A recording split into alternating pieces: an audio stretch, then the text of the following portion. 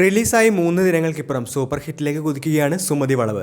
2 ദിവസങ്ങൾക്ക് ശേഷം ഏറ്റവും മികച്ച കളക്ഷൻ റെക്കോർഡോടുകൂടി തന്നെ സിനിമ മുന്നേറുമ്പോൾ ഇന്നത്തെ വീഡിയോയിലൂടെ സിനിമയുടെ ഏറ്റവും പുതിയ കളക്ഷൻ അപ്ഡേറ്റ് ആണ് നിങ്ങളോട് പങ്കുവയ്ക്കുന്നത്.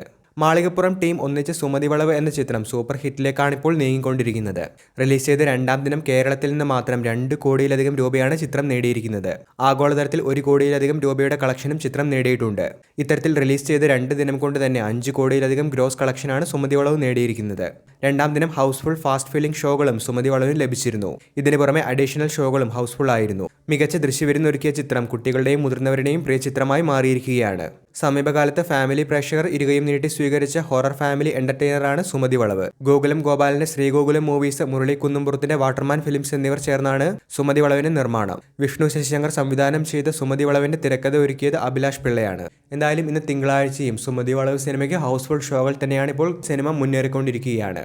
വീഡിയോ അവസാനിക്കുന്നു. പുതിയ മലയാളം സിനിമ ന്യൂസുകൾക്കായി ചാനൽ ഇപ്പോൾ തന്നെ മറക്കാതെ സബ്സ്ക്രൈബ് ചെയ്തു വെച്ചേക്കുക.